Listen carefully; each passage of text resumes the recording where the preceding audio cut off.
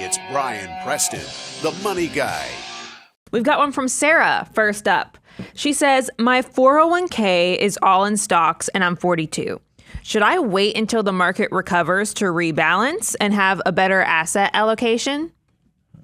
Oh, man. Coming in hot. I love it. Good. Sarah, this is a tough one because when you are 42 and the market, because look, that's still young.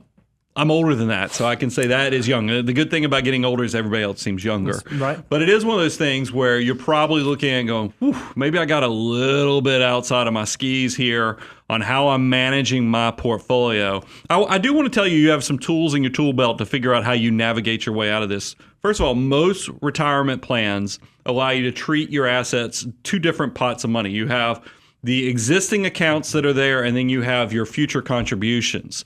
So a lot of people, I treat, and maybe this is confessional, right now while the markets are where they are, I have been, like we even had a client, we were working on a large client that had a big rollover. We had the structure of the portfolio reflect where their asset allocation needs to be based upon their risk, their age, their profile, and everything, their goals.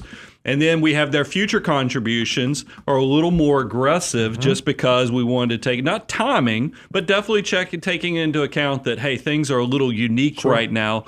So that's actually the way I would consider this, is because and it also depends upon the size of your 401k or retirement plan.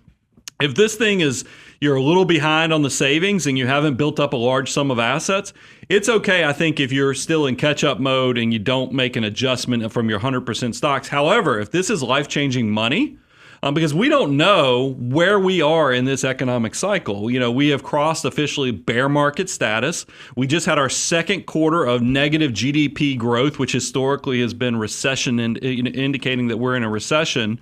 These are the things that I would say, who knows if are we going straight up from here or are we going down? No one actually knows the answer. So I think it makes sense if this is a large sum of money, let's try to adjust to keep you straight, but maybe be a little opportunistic with the downturn and where we are with future contributions. I think that's great, Brian. There's only three things that I'll add to that. One of the beautiful things for you, Sarah, is that you're 42, right? So you're still young, unless you're planning on like a super fire retirement.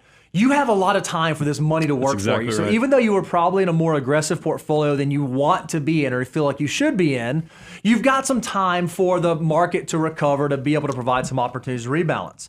I think when it comes to thinking about when to rebalance or how to do that, looking for opportunities is a great thing. If you have like after-tax assets and perhaps you need to do some loss harvesting and you need to do some trimming in your portfolio anyways, that naturally provides a mechanism where you can do some loss harvesting, reallocate, rebalance, try to get the target right.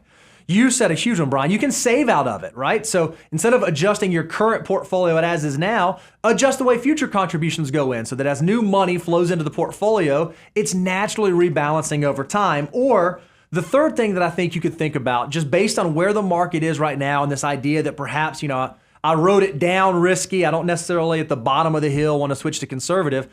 I would think about exactly 1 year from now, what do I want my portfolio to look like? If I'm a 100-0, but 1 year from now, I want it to look like an 80-20.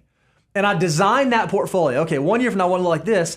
Just like we dollar cost average to introduce new dollars into the market, we can also dollar cost average a rebalance. So what you do is you go from where you are today, and maybe it's on a quarterly basis, maybe it's biannually, from where you are today to where you want to be in the future, and you systematically do it. It might leave some on the table if the market recovers very quickly, but if it continues to stay where it is, you didn't risk it all by getting the timing exactly wrong. So it allows you to have sort of that middle of the road, best of both worlds approach. I think you said something super powerful there, because it reminded me immediately in my head was begin with the end in mind. And you just gave two goals to maybe, test yourself with. Put a 1 year goal on there, so where you want the allocation to be, so you can figure out which steps need to get you there to navigate. Yep. And then figure out when you're actually retiring.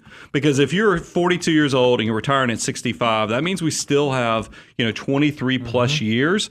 That's going to impact what that, because you gave the example of 80-20, but maybe it's 85-15 or 90-10. We don't know unless you know those numbers. So go put some goals out there so you know exactly where you're going to, so then you can create your path and plan of action that actually gets you there. Love it.